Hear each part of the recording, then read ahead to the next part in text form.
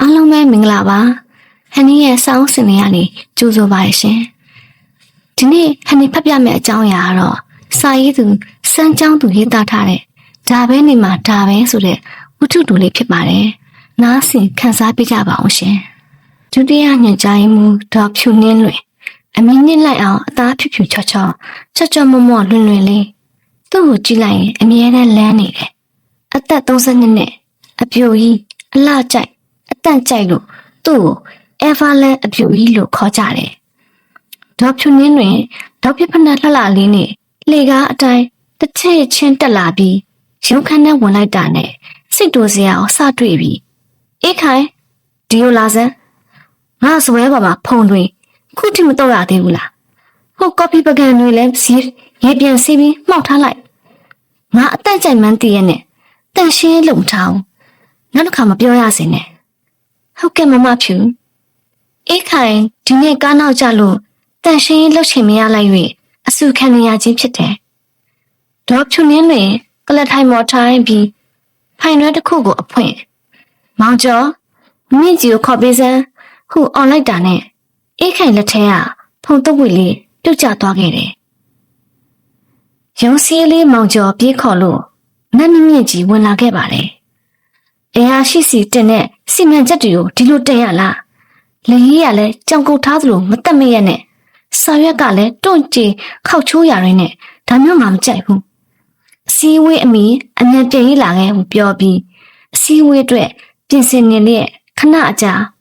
မောင်ကျော်လာအောင်ဟုတ်ကဲ့လာပါပြီဘာယူပေးရမလဲခမညာဒီဖိုင်ရွဲတွေယူခဲ့အခုအစည်းအဝေးသွားမယ်နင်းမင်းမလိုက်နဲ့စပင်ရဆုပ်ဖွားဖွားအင်းကြီးရမတက်မရနဲ့ဒီပုံစံနဲ့ငါနောက်မလိုက်ခက်နဲ့အိတ်ခိုင်လိုက်ခက်သွားမယ်နောက်ကျနေပြီအစည်းအဝေးခံမရှိရာအောက်ထပ်သို့ဆင်းလာလေကား9တဲလောက်ဆင်းအပြီးဟိုးခွေးချေတွေတနင်းမြင့်ပြီးနားလိုက်တာခွေးချေကလည်းပြော့ပြက်ပြက်နဲ့ရန်လိုက်တာအိတ်ခိုင်တော့ငါခန်းထဲကဖနက်အပားတရံတော့ယူခဲ့စမ်းဒေါ်ဖြူနှင်းလွင်လုံကြီးကိုအတကုံဆွဲတင်ပြီးခွေးချေပိန်နေတဲ့ဖနက်တစ်ဖက်ကိုမစီပဲနှာခေါင်းပိတ်လို့စောစောကတက်လာတော့ဒီခွေးချေတွေမရှိပါဘူးအခုမှဘယ်ခွေးကလာပါသွားလဲမသိဘူးဒါကြောင့်ခွေးတွေကိုထမင်းမကျွေးနဲ့လို့ဆူဆူနေတာတယောက်တည်းဒေါကန်နေတော့အေးခိုင်အပြေးပြန်လာပြီးဖနက်အပားလေးကိုပေးမှဒေါင်းမြဖနက်ကိုချွတ်ပြီးဒီဒေါင်းမြဖနက်ကိုလွှတ်ပလိုက်ဒေါင်းမြဖနက်ကအကောင်ကြီးကျမရေးဆေးပေးမယ်လေမမဖြူလိုချင်ဒီမနက်ကိုမြင်နေငါယွန်းနေတောင်းဆောင်တဲ့ဖက်နဲ့လဲခွေးချစ်ပေးသွားတော့မစည်းချင်တော့နောက်လွှတ်ပလိုက်ဆိုလွှတ်ပလိုက်အေးခဲဖက်နဲ့လေးကိုကြည့်ပြီးနှမျောနေမိတယ်ဒီနေ့အပြိုကြီးမမဘာလို့မကြခဲ့တယ်လဲမသိဘူးရုံးရောက်ကလေးကတစ်ခုပြီးတစ်ခုဆူနေတယ်အသက်အပြန်နဲ့တိတ်တလားမမေးနဲ့ရှုံလေးဒီလောက်ချောတာတိတ်တဲ့သူမရှိရတော့မဟုတ်တော့ဘူးသူ့အကြိုက်အတန်လေးမတွေ့လို့နေမှာဒါပဲနေမှာဒါပဲဒေါ်မေသူခင်တက္ကသိုလ်ကဆရာမတယောက်ဆရာမဆိုတဲ့အတိုင်းတွေ့တဲ့သူဆုံးမလွတ်လိုက်တာပဲသူတပည့်မဟုတ်ဖဲနဲ့လဲလမ်းထိပ်ကကောင်မလေးကိုဆုံးမလွတ်လိုက်တယ်တလန်းလုံးသူဆုံးမအော်ရတာလွတ်တဲ့လူမရှိဘူးဆုံးမနေရင်လည်းမပြီးတော့ဘူးဥပမာပေးတွေများလွန်းလို့သူ့ကိုအိမ်ဆန်ပဲအပြိုကြီးလို့ခေါ်ကြတယ်တညနေမေသူခင်အိမ်ရှိထွက်တိုင်နေစဉ်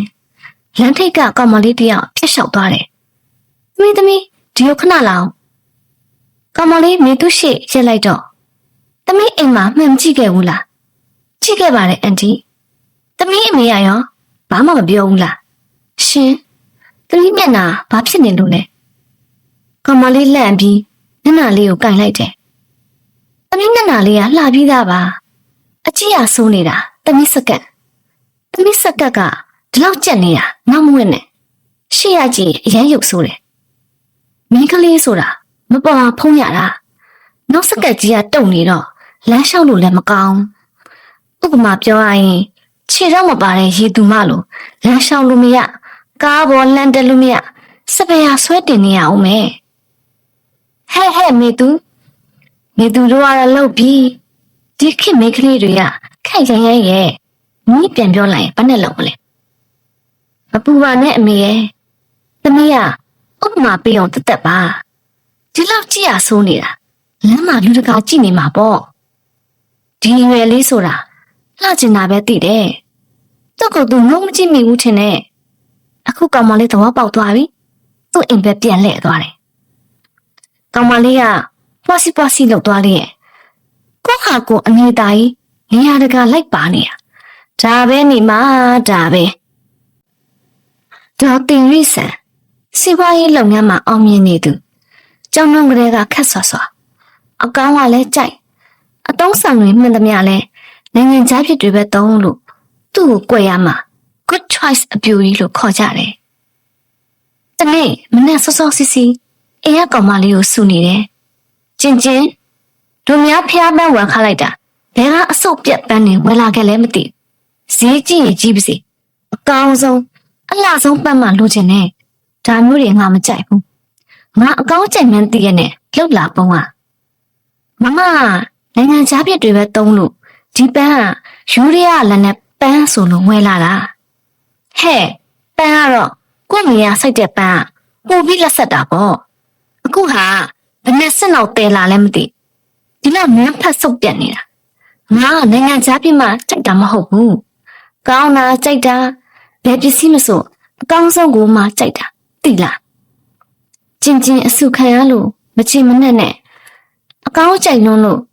အကောင်းရွေးလွန်းလို့မရတာနေမှာဒါပဲနေမှာဒါပဲဟယ်လိုဖြူနှင်းလွင်လားဟုတ်ကဲ့ပြောပါဖြူနှင်းပါငါတီတီနင်နဲ့မေသူမနှက်ဖြန်ငါတို့အိမ်ကိုလာအိပ်ပါလားတနင်္ဂနွေနေ့အိမ်မှာဆွန့်ကက်မလို့ငါတို့တငယ်ချင်းတွေတွေ့ရတာကြာပြီဆက်လာခဲ့နော်အေးပါမနှက်ဖြန်ရုံးပိတ်ရက်မှုငါတို့အားပါလေမေသူ့ကိုလှမ်းခေါ်ပြီးနေ့လလောက်လာခဲ့မယ်ဖြူနှင်းနဲ့မေသူချိန်ပြီးပါရမီမှာနေတဲ့တီတီအိမ်ကိုအငါးကားစီးပြီးလာခဲ့ကြတယ်တီတီတို့ရှန်ချစ်ရောက်မှခြံတကားဖွင့်ပြီးလမ်းအောင်လိုက်တယ်အပြိုကြီးတီတီဆက်ရေးငါတို့လာပြီဟေ့လာတငယ်ချင်းတို့အောင်မနင်တို့ရောအပြိုကြီးမဟုတ်ဘူးလားဟုတ်ပါတယ်စွာလိုက်တာတီတီရဲ့ကျောင်းတော့အတိုင်းပဲလာငါအခန်းထဲကိုသွားမယ်နင်တို့လည်းစကားပြောရအောင်ငါတို့ဝိုင်းကူလုပ်ပေးရအောင်မယ်လေနင်းရတယ်ကူလုံးမဲ့သူတွေအများကြီးငါကနင်တို့နဲ့စကားပြောချင်လို့အေးဟဲ့ငါတို့ကြောင်းတက်တုံးကတငယ်ချင်းတွေကိုတတိရလိုက်တာငါတို့တငယ်ချင်း6ယောက်မှာငါတို့3ယောက်ပဲအပြိုကြီးတွေမျိုးဆုံးဖြစ်တာသူတို့ကများမတွေ့ကြရတော့ဘူးသူတို့အိမ်တောင်နဲ့ကလေးတွေနဲ့ရှုပ်နေကြမှာပဲလွမ်းနေပါနဲ့မိသူရငါတို့အပြိုကြီးဖြစ်ရတာအလောက်ကံကောင်းလေကိုစိတ်နဲ့ကိုတွားကြည့်ရတွားနိုင်တယ်စားကြည့်ရအောင်စားနိုင်တယ်ဘယ်သူမှငှက်ကြည့်စရာမလိုဘူးဒါပေမဲ့လူတွေကငါတို့အပြိုကြီးဖြစ်တာကိုပဲလာခလုတ်တိုင်နေကြတယ်ငါတို့ကြိုက်တဲ့သူမရှိလို့အပြိုကြီးဖြစ်နေတယ်လို့ထင်နေကြတယ်တကယ်တော့တငယ်ချင်းတွေထဲမှာငါတို့3ယောက်ကအဆုံဆုံး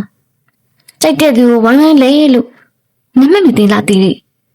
မင်းတို့ကိုလာကြိုက်တဲ့သွားစိတ်ရတဲ့ယောက်ကိုငါတို့ဝိုင်းလောင်လိုက်တာအနာမကက်ခဲ့တော့ဟုတ်တယ်သူ့ကိုသူကျွန်တော်ဒန်တယ်ကားပါလို့မိတ်ဆက်တော့ဒန်တယ်ဆိုတော့ဒန်ဝတ်တံခွေရောက်လာလားပဲကြီးတော်နဲ့လဲစားမယ်ဆိုပြီးပြောလိုက်တာခါရဲပြေးရောငါမမိနေသေးတယ်ငါတို့တွေအကျန်းအလို့ဘရင်းပေါက်နာကနောက်ဆုံးခုံမှာတရေအကြောင်းပြောနေတော့ငါတို့နှစ်ယောက်ကြားလက်ကြီးထွက်လာတာလေအေးဟာတိုက်ဆိုင်တီရီကိုရှမ်းလေးတယောက်ပို့စကတ်လာပြီးသွားတာလေအေးမြင်ပေါ့မြင်နေတာအောင်မပြောဘူးဟာဟိုမှာဆိုပြီးငါနာလက်ကရောက်လာတော့ငါတို့3ယောက်လက်နီးអော်လိုက်တာအဲ့ဒီရှမ်းလေးလက်ပြလွန်သွားတော့တဲ့အဲ့ဒီနောက်ပိုင်းငါတို့အုပ်စုနာမကက်ရဲတော့ဘူးတက်ကတူရောက်တော့မင်းတို့တွေနဲ့ခက်လောင်နေခဲ့လာချက်သမျှယောက်ျားလေးတွေကိုလှောင်လိုက်ကြနဲ့အမိအရာတယောက်လောက်ကြိုက်လိုက်ရင်အပြိုကြီးဖြစ်မှာမဟုတ်ဘူးအောင်မဲတီရီငါတို့နဲ့ပေါင်းလို့အပြိုကြီးဖြစ်ရတယ်ပေါ့ဟုတ်လားငါကြတော့ဖေဖေကတိတ်ချုပ်ချယ်တာခက်ငယ်ကလေးကဘယ်ယောက်ျားလေးနဲ့မှစကားမပြောရအောင်ငါ့ကိုရေစ စားစာပေးလိုက်ရင်မယူရဲလက်စကားပြောရင်လည်းကြောက်နှုံလို့ရင်တုံရငငယ်ကလေးကအရေးစွန်ပြီးငယ်ချစ်တယောက်လောက်ကြိုက်ခဲ့ရမှာအခုမှနှောင်ထားရတယ်သွားအကားအောင်မိလို့မိသူရဲ့ငယ်ချစ်မရှိရင်ကြီးမှချစ်လိုက်ပေါ့အောင်မသူများကြပြောနေဖြူနေနင်းလဲအတန့်ကြိုက်လွန်းလို့အပြိုကြီးဖြစ်ရတာနင်းကိုကြိုက်တဲ့ယောက်ျားလေးတွေဆိုခြေထောက်ကအစကြည့်တာမျက်နှာလေးလှပြီးခြေထောက်မလှလားတို့မြစ်ပတ်တာတို့ဆိုမြင်မကြိုက်ဘူးလေဖနက်ဆိုလဲဂရိဘာဖနက်စီးမှကြက်တီးရှိတာနဲ့နစ်ဆန်နဲ့ကြိုက်တဲ့သူတယောက်မှမတွေ့ဘူးမို့လားအေးပါဖနက်ဆိုလို့ရုံးမှမနေ့ကငါအဆက်ကွဲခဲ့တယ်ဘာလဲဖနက်ပြတ်သွားလို့လားခွေးချီတနေမီလို့ဟေးငါတော့ဖနက်လွတ်ပြလိုက်ရနိဖနက်ကမနဲ့မျောဘူးလားနှမျောတာပေါ့ဟာတပတ်ပဲစီရသေးတယ်ဒီဖနက်ပုံကိုကြိုက်လို့ဈေးကြီးပေမဲ့ဝယ်ခဲ့တာဒါဆိုဘာဖြစ်လဲရေးစစ်စစ်ဆေးလိုက်ရတာပဲဖနက်တရံလုံးလွတ်ပြလိုက်ရတယ်လို့ဟဲ့ငါစိတ်ကမရဘူးဟာခွေးချီပေးထားတာကြီးကိုစိတ်ကဆွဲနေတော့ဘလောက်လာစီလို့ရမှာမဟုတ်ဘူးမေသူကြီးသူ့အပြိုကြီးဖြစ်လို့တော်သေးတယ်ယောက်ျားယူပြီးမှသူ့အတန့်ကြိုက်ပုံမျိုးနဲ့ဖနက်လိုလွတ်ပြလို့ရမှာမဟုတ်ဘူးနော်အေးအဲ့ဒါကြောင့်ငါလည်းအပြိုကြီးလောက်တာပေါ့သူများပြောမနေနဲ့အောင်တီရီငင်လည်းခုထိရွေးတော့မယ်ပြောရရင်တော့ယောက်ျားတွေဆိုငါအချင်းမကြည့်ဘူးငါတို့စီးပွားရေးလောက်ကမှတထေးမျိုးစုံပွဲစားမျိုးစုံယောက်ျားလေးတွေနဲ့ပဲဆက်ဆံရတာများတယ်ငါမြင်နေတဲ့တထေးတွေဆိုအပြင်မှာတောက်စားပျော်ပါနေကြတာတချို့ဆိုမငယ်ငယ်ဘယ်နှယောက်မှယူထားလဲမသိဘူးမိန်းမကအိမ်မှာမသိရှာဘူးနင့်ကိုရောအပြိုကြီးဆိုပြီးကြီးတက်မလုပ်ကြဘူးလားလုပ်တာပေါ့ဘယ်ရမလဲသိပြီပဲကျောင်းလုံးကလေးကဆွာပြီးသားတချို့တထေးတွေဆိုငါစီးပွားရှာကောင်းတယ်ဆိုပြီးသူတို့သားတွေနဲ့ပေးစားကျင်ကြတယ်အဲ့ဒီလိုကြားတော့အားတော့နားပါတယ်အန်ကယ်ရဲ့အန်ကယ်သားကမိဘပတ်စံမဲ့ထိုင်ဖြုံးတတ်တာအန်ကယ်သားတော့ကျမရှာမကျွေးနိုင်ဘူးဘဝရဲ့သားပဲလူတော့မလို့ပြောလိုက်တော့တခါတည်းမိပါပြတ်သွားရောဟုတ်သားပဲညာလဲအဲ့လိုပြောလိုက်ရလားအမလေးယောက်ျားတွေများအချင်းကြီးစရာတကွဲမှမရှိဘူးသိလားငါတို့မြူမီကကံကောင်းတယ်လို့မှတ်ဒီဘဝမှာကိုခါကိုပဲကောင်းကောင်းနေမယ်ကောင်းကောင်းစားမယ်ကုသိုလ်တွေအများကြီးလုပ်မယ်ဟုတ်တယ်ငါတို့ကအကျင့်တွေလာဆင့်ကျဲတဲ့ဓမ္မပြည်ရလာလို့အပြိုကြီးဖြစ်တာငါလည်းဖတ်ဖူးတယ်ဖြူနေရဲ့ဖះစက်တော်ထဲမှာကီမင်းကြီးရဲ့တမီးတွေကအနှစ်နဲ့တောင်းအိမ်ရမထူထောင်မဲလက်တော်အကျင့်ကိုကျင့်ကြတယ်ငါတို့တတန်ကအနှစ်90လောက်မနေရပါဘူးဟာဆဲကားပြန်အပြိုကြီးလုပ်လို့ရပါတယ်အေးပါမိသူရဲ့မြေဟိုဘွားအပြိုကြီးလုပ်ခဲ့လို့အခုဘွားလည်းအပြိုကြီးဖြစ်တာနောက်ဘွားလည်းချင်းတီအပြိုကြီးပဲဖြစ်မှာဆဲကားမပြည့်မချင်းတီရီရဲ့စကားကြောင့်သဘောကျစွာနဲ့ရလိုက်ကြတယ်ဟဲ့အခန်းထဲကအပြိုကြီး300ငါတို့သဘောကျပြီးရင်းနေကြလဲသမင်းလာစားကြအောင်တွေ့လားငါတို့နာမည်ခေါ်လိုက်ရရတာနဲ့အပြိုကြီးတွေတဲ့ဒါပဲခလုတ်တိုက်နေကြတယ်ခေါ်စမ်းပါစီဟဲ့ငါတို့လိုအပြိုကြီးလဲမလုံနိုင်ကြပဲနဲ့အေးပါငါတို့အပြိုကြီးတွေကိုလူတွေကတခုခုဆိုဒါပဲနေမှာဒါပဲနဲ့